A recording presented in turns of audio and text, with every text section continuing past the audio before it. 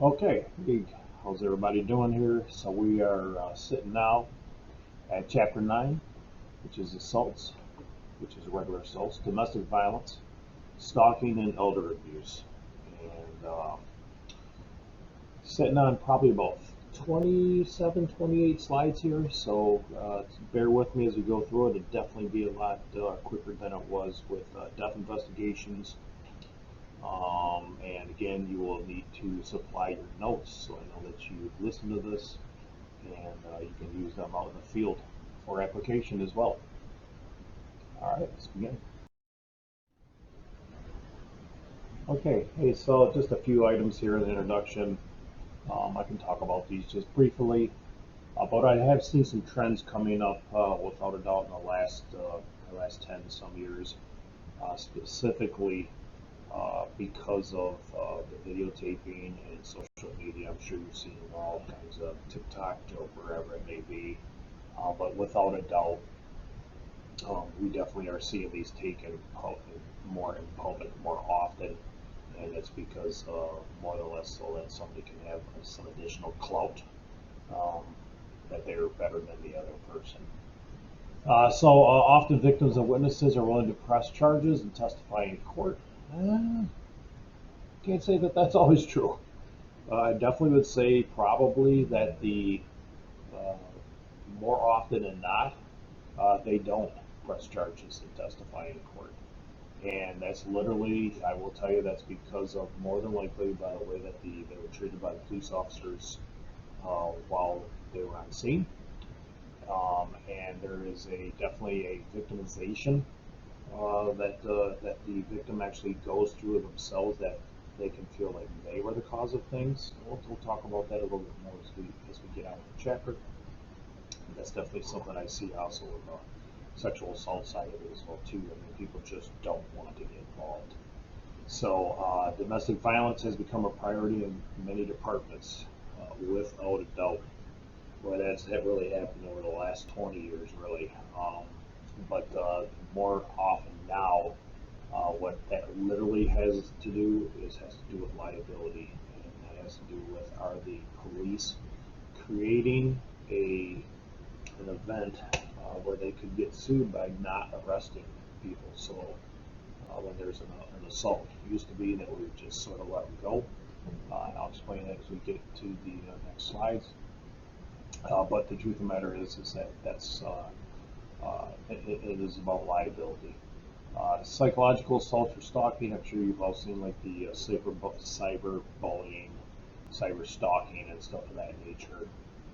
Without a doubt, because of the invention of this computer that you're probably watching everything on, and or your phone, it is very easy to reach out and touch somebody uh, by their brain, not necessarily physically.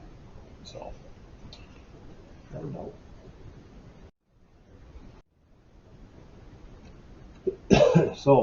What this states here, so you see what the definition is of an assault. What you understand is that there's something called a simple assault, and you also may call something that's assault and battery. And I think that's on one of the next pages. So I'll just actually talk about it right here as well too. So simple assault, like in Michigan, it's called AnB, assault and battery. And like I said, the assault itself, you would think is actually when you like physically touch somebody. However, that is actually like when you threaten somebody. So think of me like sort of raising my fist at you. I mean, that essentially is the assault, that I'm threatening to harm you. But actual like reaching out and touching you, where I connect with my, like say, the back of my hand to your face or wherever it may be, that is actually how the harm takes place, where we actually make contact. So I just want to make sure that you're aware of the difference between assault and battery, and what those means. Attempting unsuccessful to harm another person, without a doubt. You're go to throw a haymaker punch and you miss. That's what that would be. And this is sort of an interesting concept, is that, was the person actually feeling threatened when the person did that? And that's one of the differences in realizing if it is an assault or not an assault. Um, there's this piece here about Naylor v. State, and that's what I was referring to earlier when I talk about like the mere words. The intention to harm is the essence of mere words, although provoking or insulting are not sufficient. So essentially that means is that I tell you that I'm going to kick your ass. That does not necessarily mean an assault. It's like the actual physically threatening of you for it. Now that can flip over to other things, so like malicious use of communication devices and stuff of that nature, but not essentially in the meaning of where I'm going to actually cause you harm. It can add into it as a probable cause. We'll talk about that soon. So classification. We talked already about the simple assault side of it, and the aggravated assault side of it is something a little bit different. So essentially what that means is like, I don't understand why they would put this in there about the unlawful act, but when it talks about severe bodily injury and felonious, I left this in there just to show you that there's other states that look at it differently. This is actually not how it's classified in Michigan, but how it is classified on here is that most states have what it calls a simple assault or an aggravated assault. And so in the Michigan law, and you'll see this here in a minute where I did bring some of the law in here, but essentially in Michigan law, you would have under aggravated assault, there is a statute that's called under aggravated assault.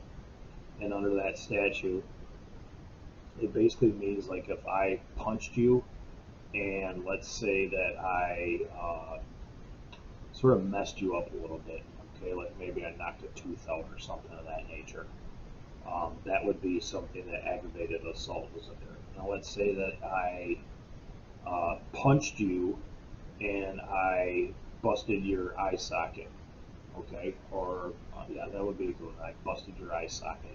That is inflicting severe bodily harm, and that is called assault with intent to do bodily harm. So you understand that side. And shooting at somebody as well too, that could fall under that. So then there also is felonious assault, and under felonious assault, most of the time that has to do with a weapon, where I'm going to take let's say I'm going to take a baseball bat or let's say a tire iron to you. I could also have that with a knife as well too. That would fall under those categories for felonious assault within Michigan. They did put this on here. Officers insulted, or insulted, we get insulted all the time, right? So officers assaulted, 2009, that's really awesome statistics from a while ago. It's definitely more than that now, while performing their duties at 57,000. I'll put it on, I was going to put it on pause real quick, and I'll give you the most up-to-date sketch. So according to the UCR and the FBI codes, it has ranged anywhere from 56,000 all the way up to 61,000 in the last 3 or 4 years or so. So some of them are down, some of them up. I think that might be sort of interesting because there may be less people out in public in the last year or so. So less officers are getting hurt. But anyway, so I just wanted to throw some new statistics in there. Legal force, physical force may be used legally in circumstances and with apprentice. So like we already sort of talked about that as far as like the legality of when we can and when we can't use force, which falls into just a few case laws.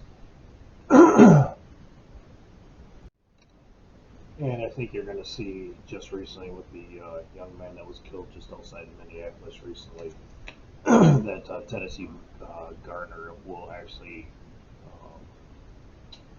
have the officers not get prosecuted, which allows them to use deadly force for fleeing felons. So we'll sort of see what happens in that case, and it's one to listen to. So the in loco apprentice side of it, that specifically talks about many states that are allowed to use the minimum force to maintain discipline.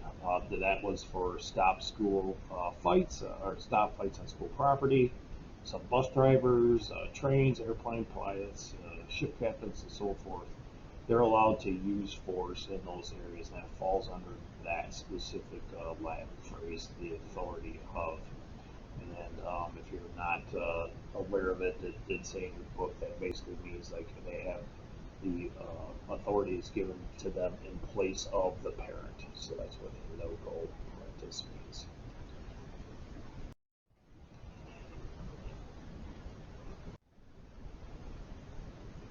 Okay, so we sort of pretty much had covered this already when we talked about it in the introduction. But yeah, there are going to be some common elements that are going to happen within simple assault. Intent to do bodily harm as well. Hold on. Okay, so continuing on, like the intent to do bodily harm, understand again, just that we cannot just say the words like I'm going to kill you, those, or I'm gonna knock your head off your shoulders, whatever it may be. Like it actually needs to happen. So there's that. To present the ability to commit the act is, I put it this way. So if I know the book gives one idea, but if I am a 75-year-old man and I go up to a very strong 20-year-old bodybuilder, and I am going to say to that person, hey, I'm going to knock your head off your shoulders, and I go to like have that happen, right? I really don't have the ability to commit that act unless I'm like, for whatever reason, super strong at 75, but more than likely that's not going to have the ability to do it. Another idea that they put here in the book is like a suspect that hurled a knife at a victim who was obviously out of range. So if I had the ability to actually have that, maybe I have some knife throwing background, but the truth of the matter is I don't. So a regular person like me throwing a knife at somebody, that still may fall into the simple assault side of it. I feel that it would. The prosecutor in East Kalamazoo would have that. But as far as like assault with intent to do great bodily harm, not so much. But simple assault would fall into. So the other side of it is the commission of an overt act toward carrying out the intention. So one of the things that is in the book here that I really wanted to share with you about is it talks about, obviously it has to be more than a threat or gesture, right? We have that ingrained in us. Was the person in range for the strike? So now that even if somebody intervened, so if I was going to grab and punch one of the students for not turning their reports in, just joking, and for whatever reason somebody stepped in front of me and that didn't happen, no, that definitely would be something that could be happening, right? As long as I was in the ability to commit the act if somebody stepped in front of me. I will tell you this as well too. One of the things that I wanted to bring up that was in the book is that the intentionally pushing, shoving, or physically preventing someone from entering or leaving the property is also determined to be simple assault. I will agree with that, and I want you to understand just because there wasn't like a hit, a push, or a shove is also assault. The one thing that I do want to offer up here is that somebody physically preventing someone from entering or leaving the property. I want you to think about like being in a classroom, and let's say myself and a student got upset with each other, and I stood in front of that door, and I told that person could not leave, and they tried to get past me, and I pushed them. Okay. Same thing like in a spousal situation. Same thing. There does not have to be like a fisticuffs type situation. It can be just pushing and shoving. But preventing them from leaving it. Now, I will one up that as well too. Literally in some of our sexual assault stuff that we're working on, if I stand in front of the door and I don't allow you to leave, that could fall, and I've seen it fall under not only the assault side of it, but they've seen them also get charged with kidnapping as well too. So just throw that in the back of your head. Ag assault, I actually cut and pasted this right from the MCLA website. So this is a person who assaults an individual without a weapon and inflicts serious or aggravated injury. Already sort of talked about that. So let's say, again, the example that I gave earlier, I punch somebody in the face, knock a tooth out. That would be an aggravated injury. I punch somebody or I kick somebody, and let's say I kick them in the, kick them in that area between the legs, and I cause some damage to one of the male genitalias that are in that area. So that would also fall in that as well too. That could, as an ag assault, which again is here in Michigan. Attempted assault, we've already talked about this as well too. I don't think we need to really have this, but basically it just means that I attempted to assault you, just as the words say. Not much to talk about that. So special challenges in investigation. Making determinations. Yeah, so they have a couple sections in here that are worth talking about. So distinguishing the victim from the suspect. I mean, feel this. You roll up in a patrol car and it's a complete fisticuffs between husband and wife, or husband and husband, wife and wife, whatever it may be. And there's just a melee going on. It's domestic, right? It happened within it, or it's a group of people, whatever it may be. How do you figure out who the victim is? Okay, how do you figure out who the victim is? I mean, and you could look at that through a couple different lenses. And one of the lenses, and the book really doesn't talk about that, but I'll offer what a prosecutor actually looks at, is that they look for who started it, right? Who ended it as well too, and who interjected in between. So when I say that, I'm going to offer up a scenario here, and that scenario is, let's say in downtown Sturgis, at the Glicks, right? Everybody knows where Glicks is. It's a hopping place. At the Glicks in downtown Sturgis, there's some at night. There's like a bunch of cars that park out there. People like to show their cars and so forth. Younger groups, 16 to 22, 23. And while they're out there, there's somebody that's going to get in a altercation that has to do with whose exhaust is better. And I'm giving you this as a real life thing that happened in Kalamazoo.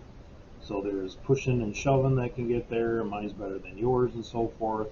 Well, then essentially what ends up happening, rival high schools are there, and boom, all of a sudden there's 15 to 20 people that are fighting amongst each other. And we pull up, and how in the heck do you figure on what you're going to do from that point? So will that actually go back to the exhaust? No. There's something called AnB fighting charges as well too. There's an actual, most cities have what's called a fighting ordinance. That means that you can't fight, and so that means everybody goes to jail that is involved in the fighting of it. But how are you going to figure that out though? Right? So how are you going to figure that out? I guess the idea is with figuring that out is you're going to have to separate everybody as much as possible, and to actually learn what is the deep-rooted problem that caused this to actually start, so that way you can write that in your report. And by all means, it can start with verbal and it can go lay into physical. We know this. And obviously today we also know that things escalate extremely fast, where guns can be pulled out, knives, bats, and so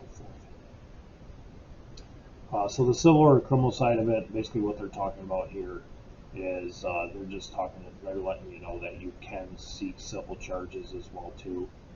Sometimes if somebody was hurt, it may not be criminal, it may be a civil situation, but you can go and pursue that other person civilly for the damages that had upon you if you were the victim. And those really fall into the differences as well too, as intentional or accidental as well too. So let's get let me see. I'll offer this up. So actually a relative of mine, of what's incidental or accidental is a relative of mine was working at a steel. He was an iron worker, and he ended up taking a chunk of steel and throwing it down into this area, into this bin. And he didn't realize that there was a person down in there where it was at. And through the ricochet, he ended up getting lodged in the person's side. That was very nasty looking. Got stuck in the person's side. Now, understanding that with this event does sound specifically accidental, right? However, he had a beef with this person that was on the job site, and that person thought it was intentional. So they tried to go after him criminally. They actually did arrest him. It was thrown out later, but at the same time, that's one of the determinations is getting the backstory, and that was a challenge in that event for that family member of mine. So. Anyways, so that's one idea. So obtaining a complaint. So you after all that, you have to be able to get all that information together, and essentially you got to prove that this actually did happen, and that it happened the way. And the idea is that I want you to understand this is not your job to actually get to scope it for one side or the other. Your job is to be a fact collector. So that has to have a very non-biased opinion while you're taking this information in, and are simply writing the facts down. And understanding that these calls also may be dangerous as well too. I mean, obviously we know that I think it's something like 30 to 40% of all officers' deaths take place in some type of domestic assault type of situation, and obviously assaulted as well too. They're already to the point where they're fighting, and sometimes you jumping in the middle of it, they both will turn on you.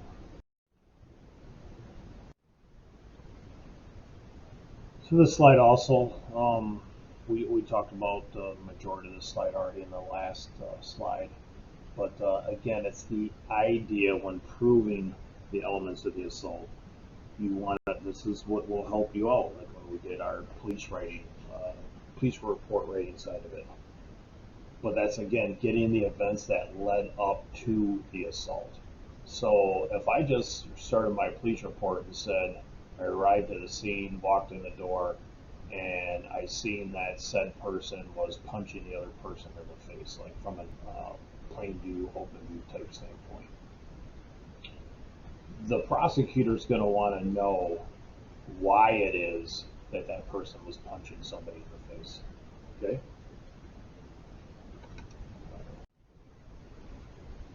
Okay, so the prosecutors will want to know on why it is that this happened. Because it could have happened because let's say that let's say the female was beating the male, and let's say the reason why the female was beating the male is because the male was caught doing something extramarital affairs, gambling problem. While it doesn't it offers an explanation on why it's happening, but at the same time, it doesn't allow it to happen. But that would stand to reason.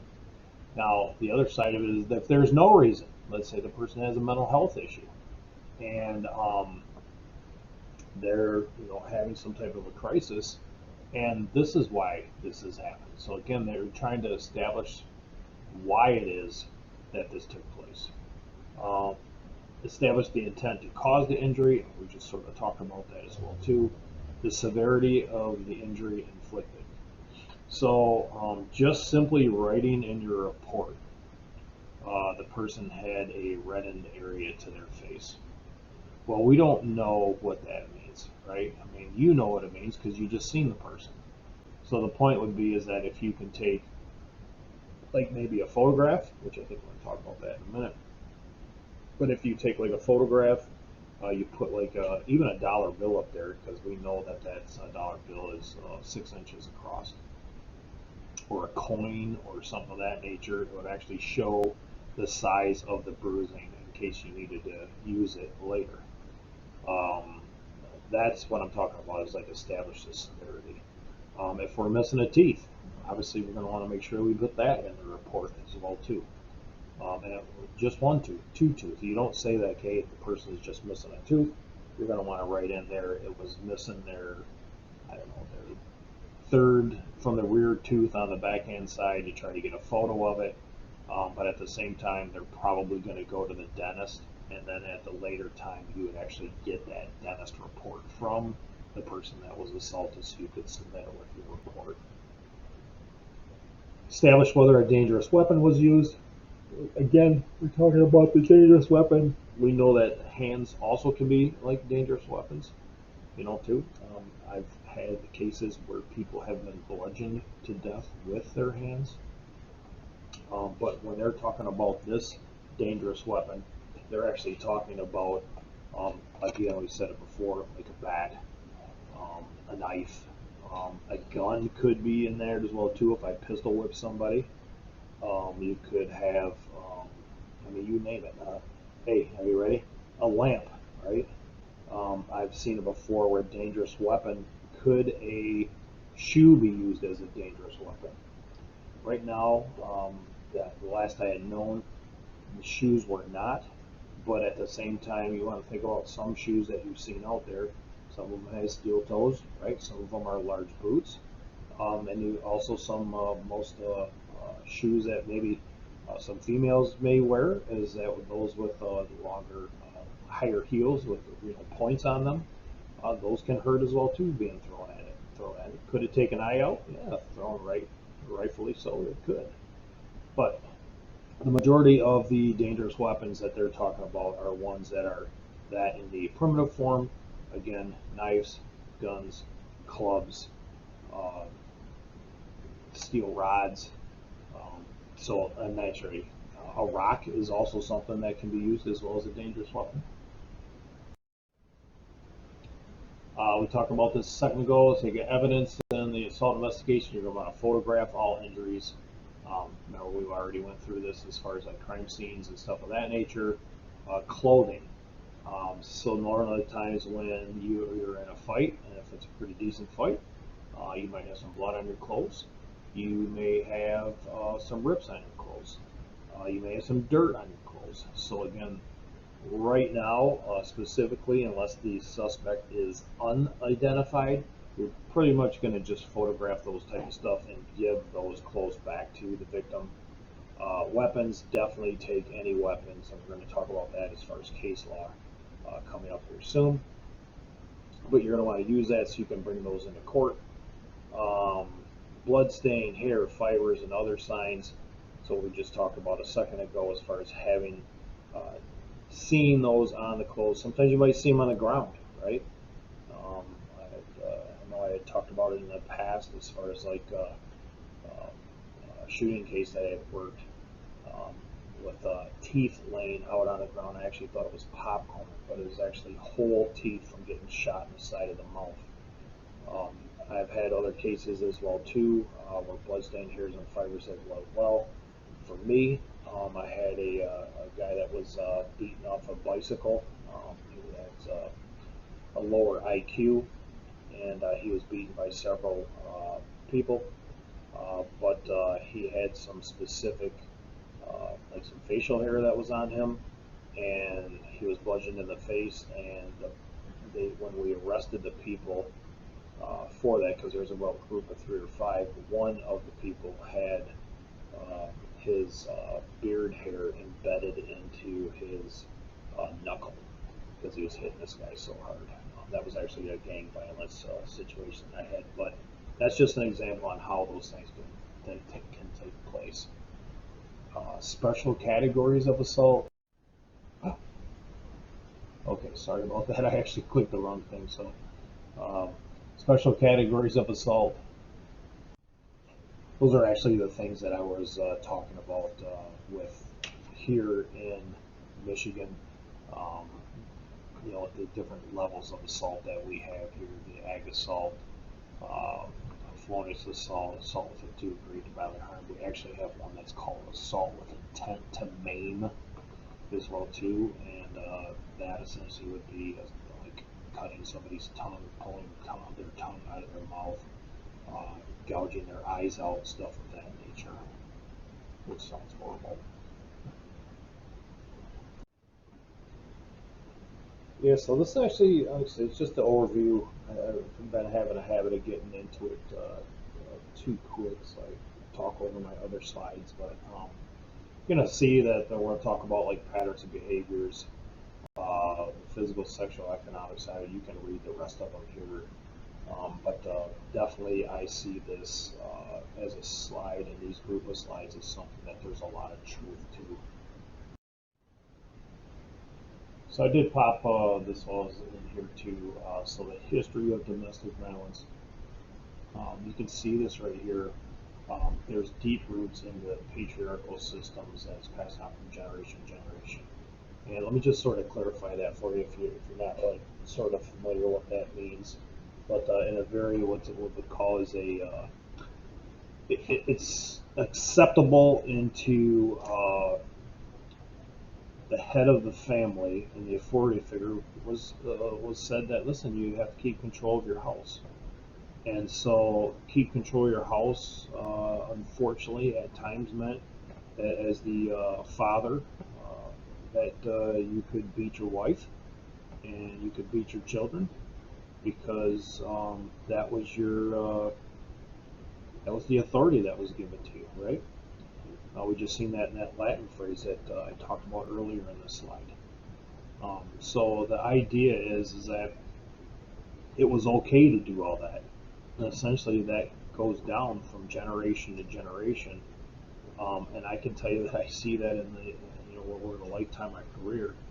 Um, those that hurt will end up hurting as well too.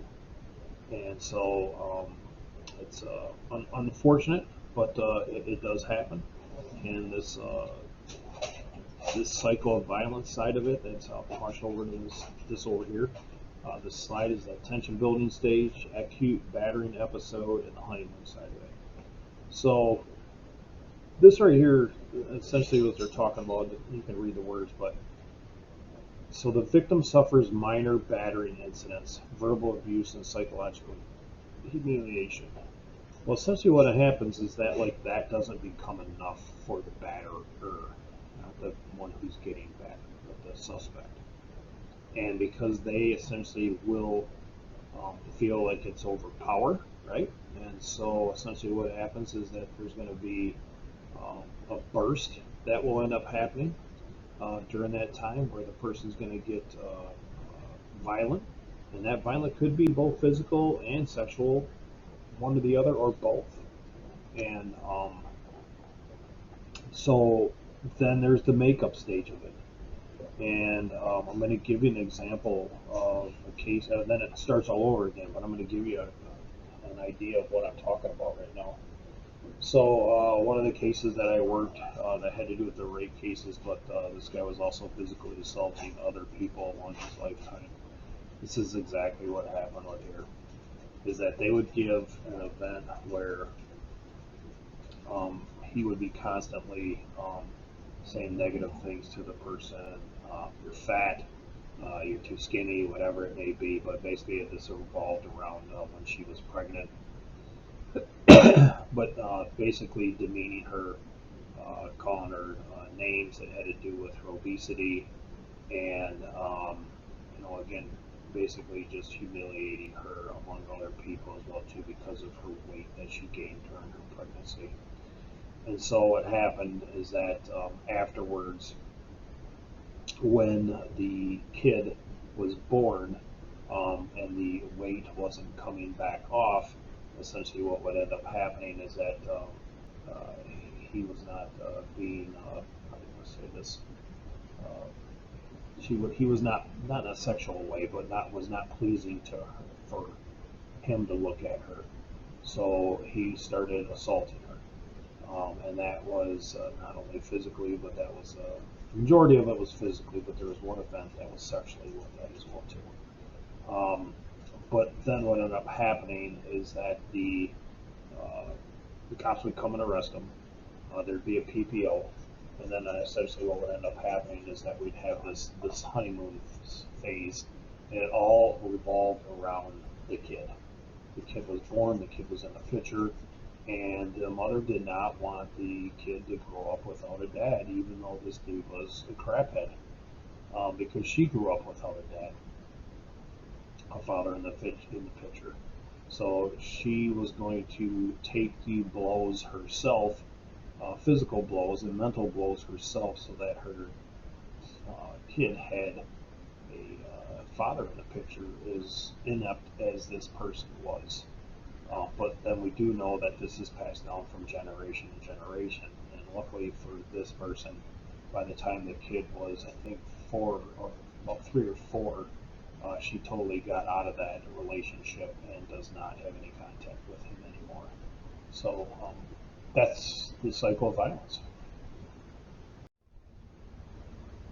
Okay, so this slide is somewhat self-explanatory, but obviously the victimology of this is that literally, obviously the victim is basically living in fear. We know that the abuser is, we know that there's probably physical, sexual, economic, and even emotional abuse that's going on, as we talked about. That's why that they stay in the relationship. Has a lot to do with the economic side of it. I do say that this is a pretty good indication here that 50% of domestic violence related homicides, the police have been previously called to respond to domestic incidents between the two parties. And so I think there's going to be another slide coming up here, so that's why you're going to see this pro-arrest standard, because in the past, the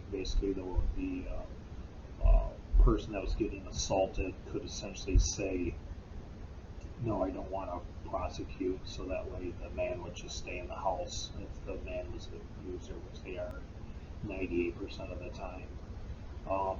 So now essentially what ends up happening is there's this pro-arrest standard, which we'll talk about soon. And so on the other side of it, we have this little slide in here on women as abusers. Women as abusers, I had to think over my 30-some year career.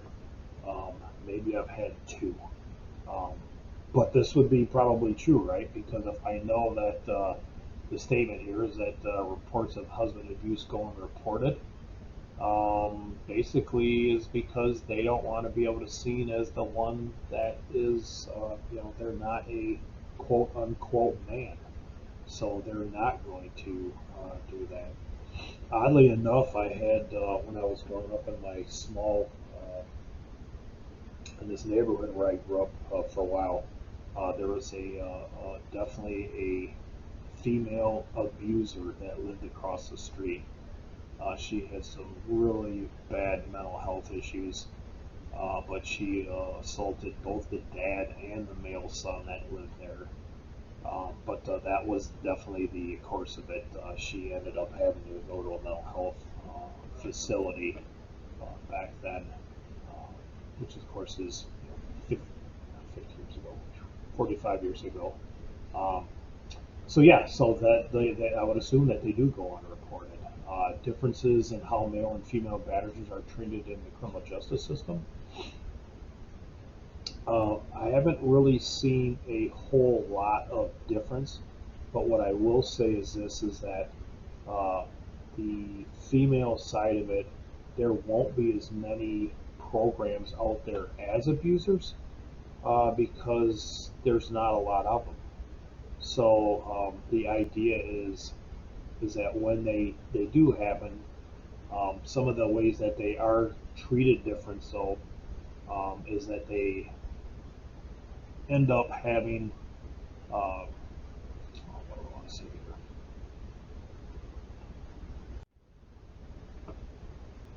Is that it comes back around that the thought process is that the female will end up being seen somehow as the victim in this, not as the actual suspect, even though they are the abusers. And so that they would be essentially like reacting to how it is that the male may have been treating them in other areas, and which I think is somewhat of an interesting concept because we do know that the amount of females that are being prosecuted these days for even like gang-related crimes and stuff of that nature, um, and crimes in general, there's this idea of the that good girls or good women don't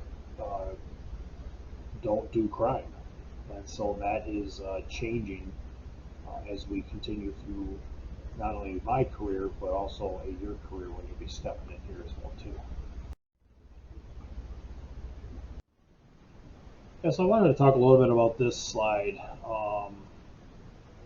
So to talk about earlier, like those that have been hurt will end up hurting as well too. So that's like the history of the family violence. But some of the what they term is indicator crimes, which I thought was pretty interesting. If you want to read it, it's on page 324, middle on the right hand side. But basically, what they're talking about is, I mean, if they're involved in any type of crime, without a doubt, that is something that could deem into domestic violence.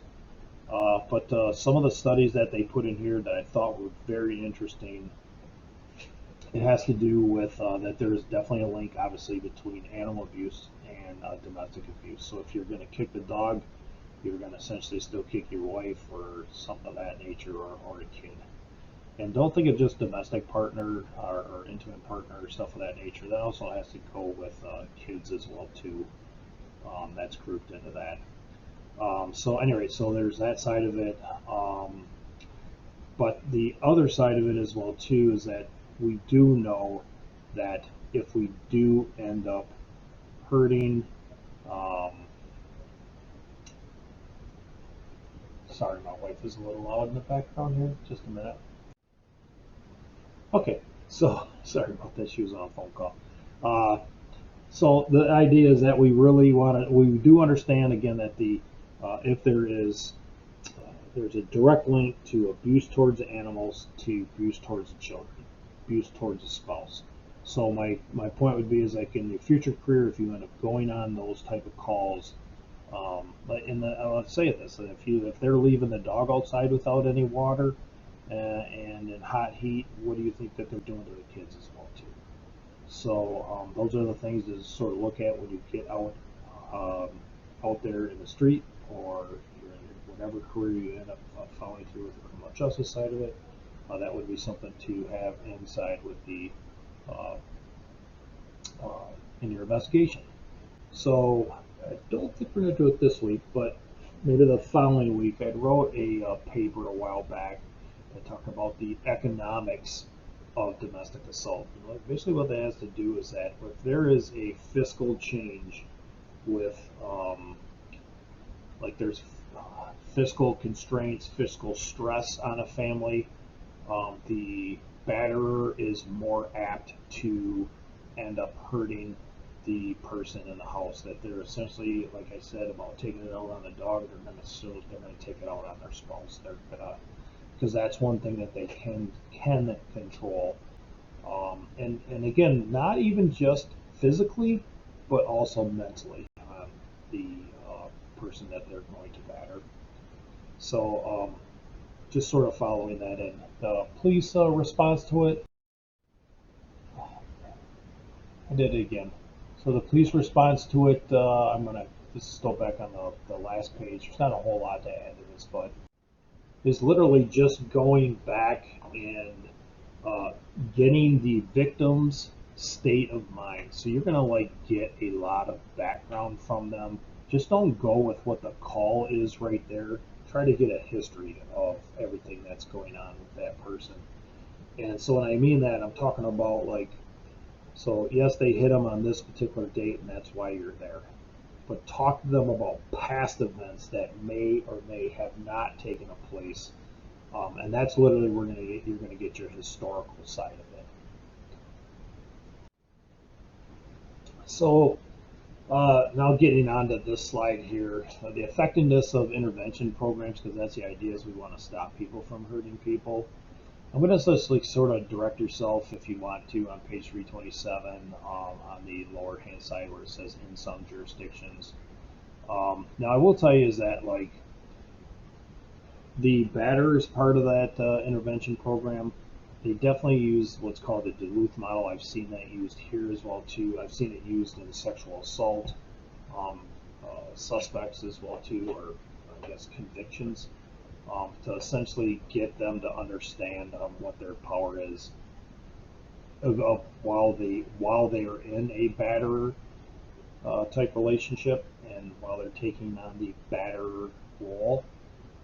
And I don't know the personal outcomes of it, but obviously this is something that they do use, and it's one of the most common methods used, the Duluth model. But I will tell you this is that like one of the sexual assault cases that I'm working right now, the person is very understanding of what this is and has been through this Duluth model before, and actually is using these type of things as a to defend himself in that this sexual assault didn't take place by using the right words. And you've heard me say this already about hurt people, and that's right tied into the Duluth model. So, so just be aware of that while you're out there. If you are speaking with folks that are out there, that this is something that once they've been through it, they understand and they can use it for their advantage as well too.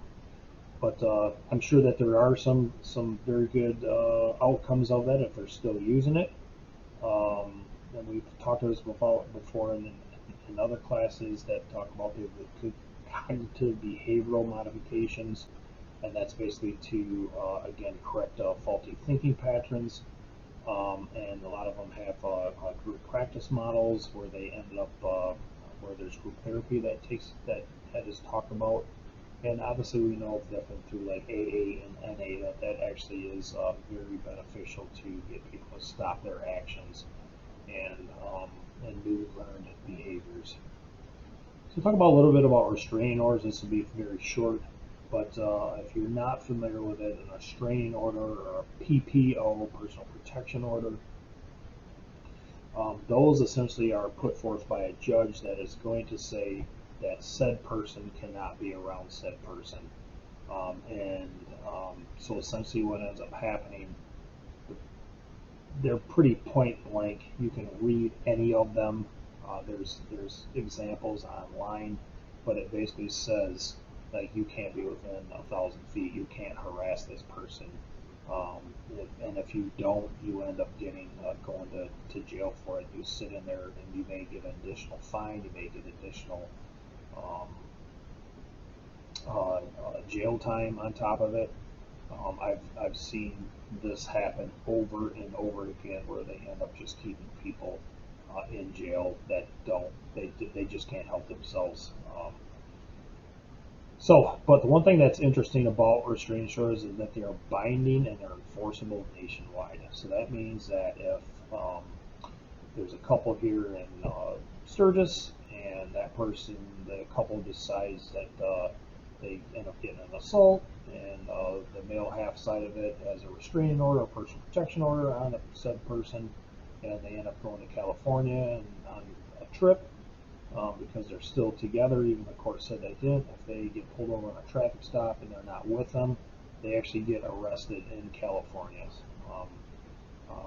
enforcing a restraining order that was in Michigan, which that has not been the case over the last, prior to about 15, 20 years ago. That was not the case, and so that is a real step in a good, and that's a real good step in the right direction on that. Right here, I'll put on pause.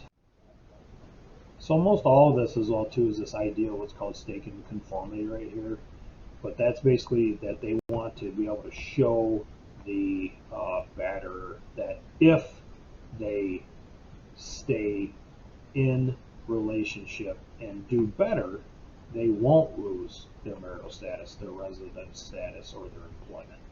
And so that's the idea, is what they do show in these DIPs, to be able to show that, hey, listen, if you're going to lose all this if in fact you don't stay in it.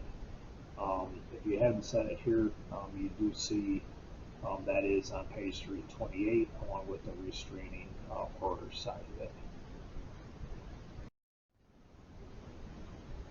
Investigating domestic violence, the Lautenberg Amendment. Essentially with the Lautenberg Amendment, they're basically saying that anyone that was arrested for misdemeanor crimes which involve domestic assaults from owning or possessing a firearm. So essentially that does apply to police officers as well too, especially when it involves to domestic violence cases. And essentially what ends up happening now, and it's not necessarily under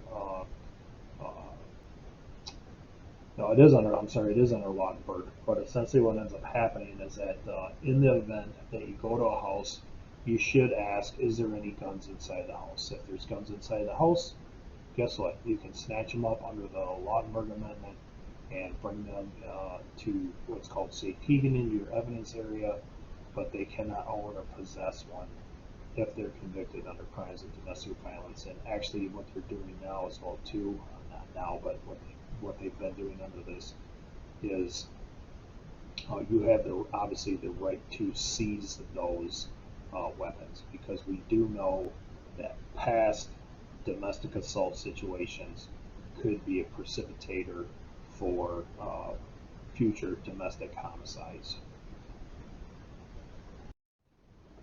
And I have no idea why I keep hitting the wrong button. However, from the last slide,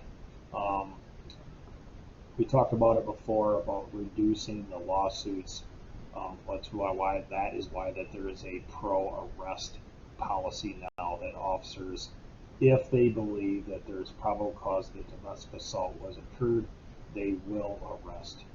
And basically we want to just make sure that that person, that we have probable cause for them, so there will be like now that they have these domestic violence checklists that they put with the investigation. Kalamazoo County actually uses them as well too, to ensure that the court ends up seeing what the past history is, that everything that we just talked about, that the past history, the officer investigated it, that there may be sex crimes involved, that there may be alcohol that was involved, narcotics, economic strains, because what they're trying to do is they're trying to get to the root of the problem.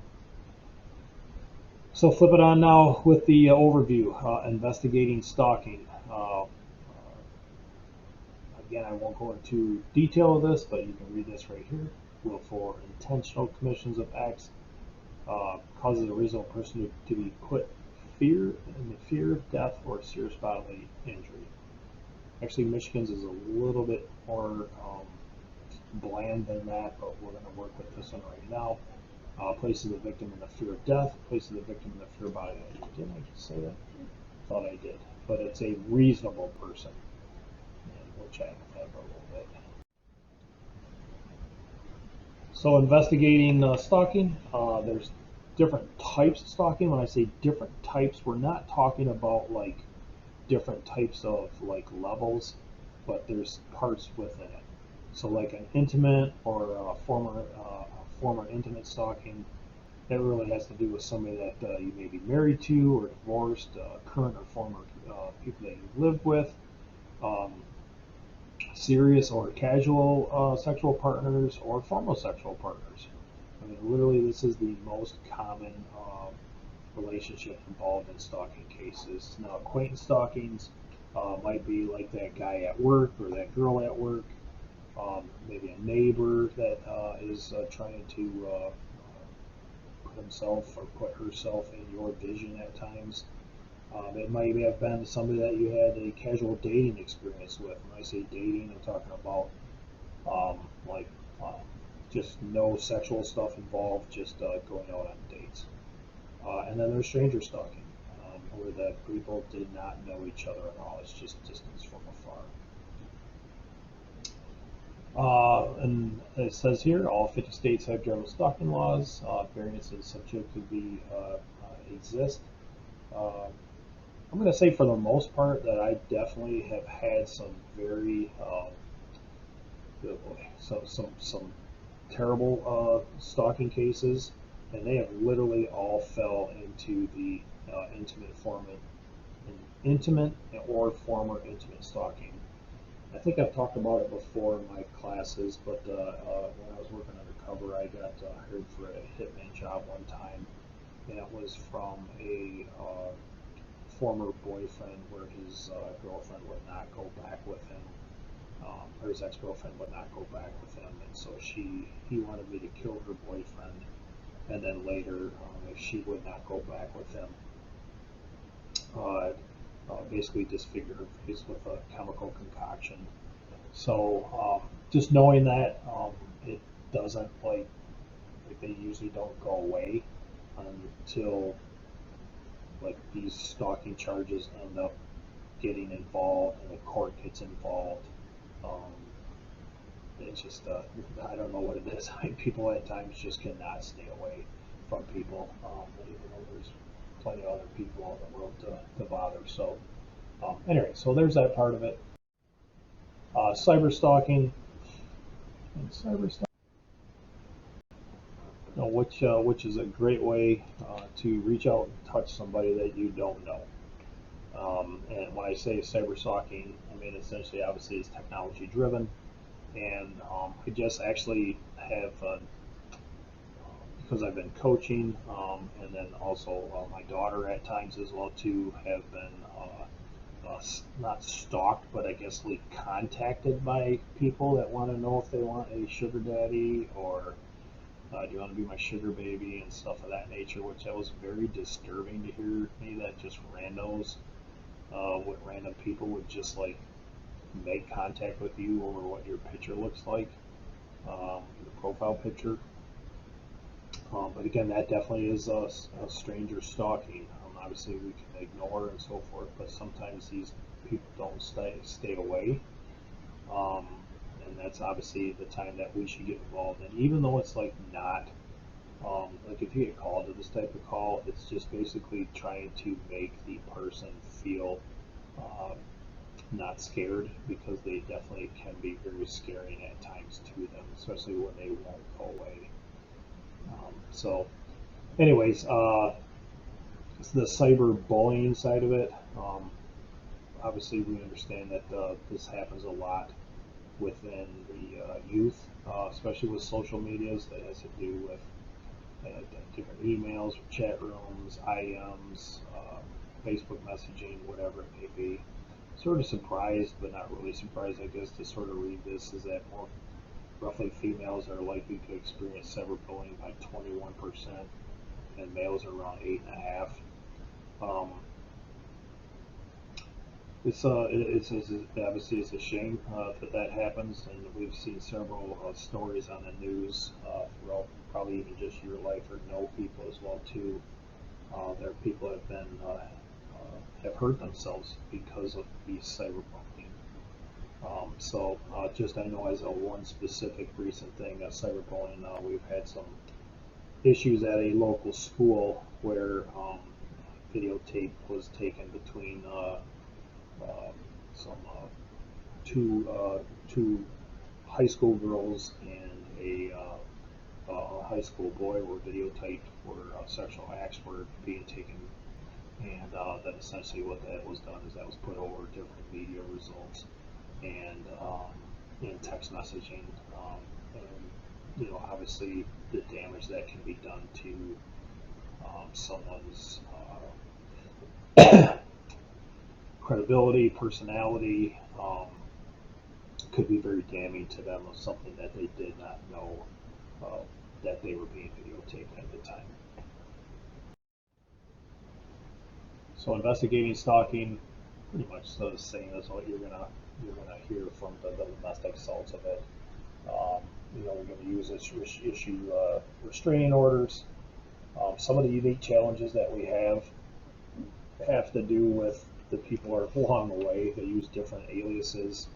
They use their fake Instagram account, and just recently where somebody just used a fake email. And anybody can sign up for a Gmail, but there are what's called IP addresses that are always attached to it. And unless you're rerouting through other routers to get to it, or use the Wi-Fi, free Wi-Fi, those can be very challenging to locate who that may be.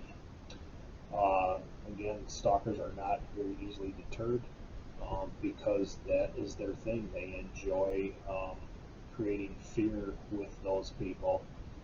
And so literally most of the times, if you don't have it now, get rid of your last name on your Facebook page, put something else out there, whether it's your middle name, just so that the people that you know you, because again, it's just could be just setting yourself up for these type of idiots if you haven't had it already. Victim input is encouraged. Without a doubt, we want to get the victim input on it. I think what they're sort of like talking about on that is like asking the victim what it is that they want to have done with this. So the point being is like they might just say, hey, I just want this to go away. Okay, that's easy to do. You change your Facebook page or your social media accounts, just like I just said. Or they want this person to be pursued. Sometimes we can't do this because the person might be in Germany, right? And so we can't, that's not just going to happen on the stalking side of it. But if they are definitely people that are in person, we would definitely, there's something that you have to put all efforts into it, because that might not just be your local efforts, it may be somebody that is also in neighboring jurisdictions. But what we do know is that these just don't end well, and they have to be able to have hand-holding with other jurisdictions so that way we can put a stop to it. So elder abuse. I will tell you that elder abuse is a huge trend that is headed upward, and basically that's because that the population that is going upward in that area. The baby boomers are now getting older.